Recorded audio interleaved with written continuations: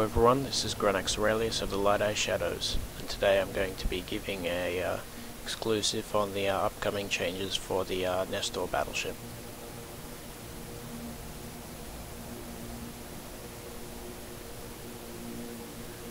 So, about a week ago, I basically went onto the Features and Ideas forums and stated the fact that with a few issues with which the Nestor currently has. A few basic ones is the fact that I had a really stupidly large sig radius, capacitor issues, rep range was still too short, and if you fit the right amount of damage you don't have the right amount of tank and vice versa. I basically proposed for some new stats is that this is still the same, that the repair range be increased to 400%, not 200%. Also adding a bonus to capacitor transmitter amount, and same with capacitor transmitter range, and having a fitting service. Then about a week later after I did that post, CCP Fozzie comes out with a thread on the change for Hyperion Nestor. Basically, they're going to be increasing the drop rate of the drone's Nexus chips that can be converted into SysV ship BPCs. So basically increasing the drop rate of chips so that they can reduce the cost of Nestors, because on the live server they are around 1.4 to 1.7 billion, which is really stupid for what they do. So they should hopefully drop the costs of them around to somewhere around that of like a Mercurial or something, so around 700 million. I'd prefer less, but can't always be a winner. And he's stated that they're going to be giving the Nestor a 5000 M3 ship maintenance bay, so you'll be able to do a fitting service. And he's also announced that they're going to reduce its signature radius from 465 meters to 420. Still a bit high for an armor ship, but it's better than what it was before, so I can't complain too much. I haven't gone with cap transfer range or amount, and I can understand why, because I don't want to make sub-capital size slow cats, but I am going to make a video in relation to slow cat Nestors. Anyway, so to start off with the fitting, I need the fitting window, the cargo hold. So to start off with the equipped items in rigs, we've got 3 large Trimark armor pump Tech 2s. Then the high slots, we've got 3 large remote armor repair Tech 2 with a repair range of 25 kilometers. It's pretty good. 2 large remote capacitor transmitter Tech 2s. Now, even though we don't have cap transfer range or amount bonus, but it still has a decent range compared to unbonused rep range, so it still has just under 10 kilometers, which is still enough to play around with if you get people try to bump you out of your anchor. 2 drone link augmenter Tech 2s to be able to increase your control range of your drones so that you can actually engage targets outside of 60 kilometers with your sentries or DPS flight of geckos. Large micro jump drive for getting out of sticky situations where you need to get out but you have your fleet's not scram, you can jump drive away, then warp off to safety. ECCM projector Tech 2, basically you'll put this onto one of your slow cat buddies to increase sensor strength. I'll show you now. I'll get one of my characters to remote ECCM me. Gone from 24 points to 52.8, which means it's much more trickier to target lock jam by ECM boats like Blackbirds or Falcons. Sensor booster Tech 2 with scan resolution to increase targeting speed for repairing your friends, because with a slow cat fleet you have a lot more than 3 people, but the only people you're going to have that are friendly targeted at all times are your 2 capacitor buddies. So this is so you can lock up people that need repairs quickly, and also lock up other targets, enemy targets as well, for fast target switching. Or if you get sensor damped, you can switch out the script for targeting range so that you can still target at a decent range. 3 omnidirectional tracking link Tech 2s to increase optimal range and tracking on your sentries and drones in general. But most of the time, you're gonna have your sentries out, you're gonna probably have optimal range scripts loaded, unless stuff's a bit close where you need more tracking. You just switch out the scripts for tracking speed scripts, which I've got here. Damage control Tech 2, more resistances on armor as well as your hull. Not that you want to be taking in hull anyway. Large armor repairer Tech 2. Armor explosive hardener Tech 2 to fill up the hole. As you can see, it's no longer around 20%. And then 3 drone damage amplifier Tech 2s to increase the damage output of your drones. You're also going to want to have in your cargo bay is your targeting range script to complement the scan res that's currently plugged in. Your scan resolution and targeting range dampening scripts for your remote sensor dampeners for if you need to damp enemy targets, like logistics for obvious reasons, like making them take longer to lock targets so that they can't get reps on their friends as easily. Tracking speed script to swap out with the optimal range scripts currently plugged in the omnidirectional tracking links. 3 of each armor hardener, so EM, explosive, kinetic, and thermal. You're only going to have 2 with explosive because you've already got 1 equipped. 2 energized adaptive nano membrane Tech 2s, and then 3 of each type of specific resistant energized membranes, so EM, explosive, kinetic, thermal. You're also going to carry is a pair of 1600mm reinforced steel plate Tech 2s. These you want in your cargo bay for if you're in a fight and then you can see that the enemy force is a little bit too big to be able to sustain incoming volley damage, as in pure raw alpha strike. So like you see an enemy artillery fleet come in, you're going to want to swap out some modules, sacrifice some damage for a pair of these plugged in to increase your armor hit points, so you got more buffer to be able to actually survive incoming hits and still be able to receive remote repairs from your friends. Reactive armor hardener,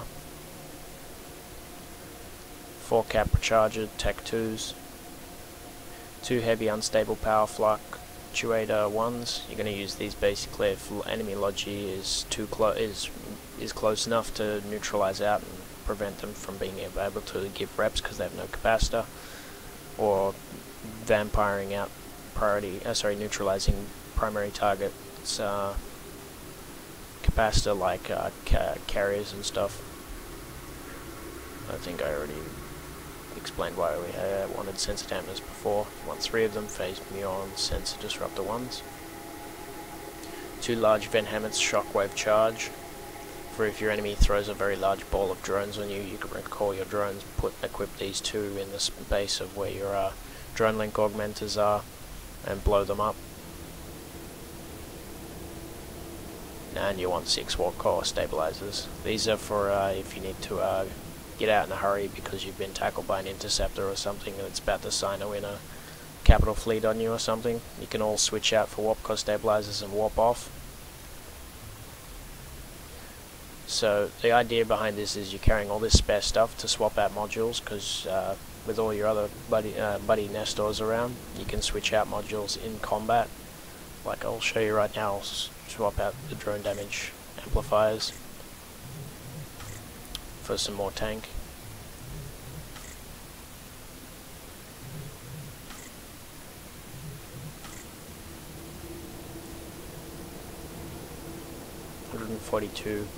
.3k EHP currently, decent resists across board.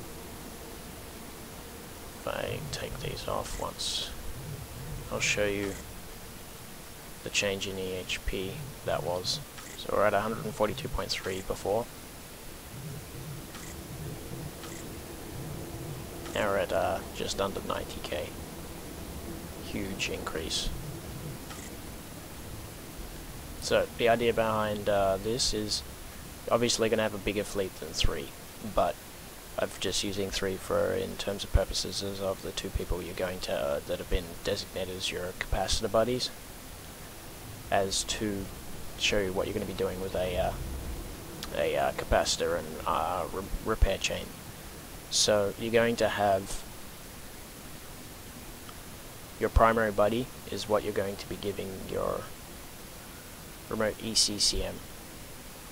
So I'm giving Grun remote ECCM, Grun's giving Castellan remote ECCM, Castellan's giving me remote ECCM. So we've already got a chain of ECM resistance. Next is you're going to give each of your buddies 1 cap transfer. The reason you're going to cap transfer between 2 targets as opposed to just giving it to 1 buddy is because if you get jammed, if I get jammed, all of a sudden I'm not feeding cap to these 2, but these 2 are still feeding at least 1 cap transfer to each other, so there's still a cap chain between them, so it doesn't disrupt the entire fleet, so there's always going to be cap chains between the people who are not jammed.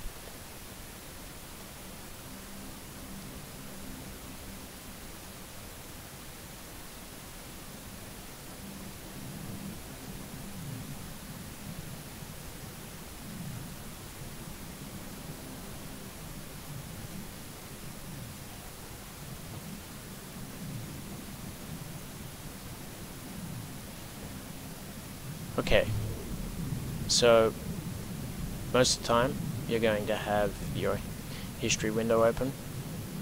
Just double check my settings. Yep. Alright, so if I become primary and I'm being all damage is being focused on me, I'm going to broadcast for armor first. Everyone's going to see I need armor.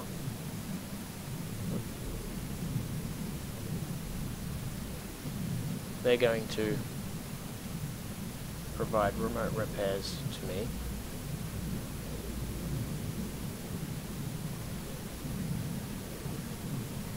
So I'm being repaired. And after doing as soon as you've done your broadcast, you're going to quickly and carefully take away your damage and switch out for a tank, as all incoming damage is currently coming on you. That way everyone else has still got full DPS build out and putting out as much damage as possible onto their targets, onto the primary target that you guys your fleet is shooting, while you're basically switching out for max tank to make it almost impossible to be destroyed, or at least that's the concept behind it. As soon as you're no longer primary, and say this guy gets called primary, you're going to switch reps onto him first. He's going to run his self-repairer as well, and while you're doing this, you're going to be switching back out for damage, because you're no longer the primary source of no longer being the primary of the enemy fleet. He's going to switch out for tank, you're switching out for damage. Pretty straightforward. Most of this requires that, compared to like normal fleets, is the FC will give you targets of which you are to fire upon and stuff, but as for refitting, the FC is not going to tell you what to do. As soon as you see you're being primaried, you need to start switching your modules around yourself after you've followed broadcasts first. So you need to assess whether or not you've got incoming EM damage and have to switch for specific resistances. So if we're taking EM, we're obviously going to turn this off, unplug it while we take these 3 out and go for like a reactive armor hardener, and then a couple of specific armor EM hardeners with a plate or something, basically get your EM resistance around 90%. If basically an enemy fleet is using missiles and hitting with pure EM, you'd hit for 4 EM resistance. If you can see the enemy fleet is doing a mix of damage, you want your reactive armor hardener and try and get all your resistances at an equal level. That's pretty much the Nestor. As for drones, which I've got to mention, I don't have Tech 2 sentries at the moment on this toon, but you're going to want essentially Tech 2 guards, Tech 2 curators, Tech 2 bouncers. Now, I've gone with 2 geckos, 2 hammerheads, and a hobgoblin. For basically chasing down like interceptors or something, or anything smaller. You could put wardens instead, but I felt having drones that being able to chase stuff, certain things, so where that can actually avoid sentry fire would be better. Okay, so that's pretty much it. If you could please like, subscribe, and comment, and leave a comment if you wish. And also, if you're interested in joining the Lai Dai Shadows, just join our channel, Lai Dai Shadows Pub. And leave a message, and we will get into a conversation with you as soon as possible.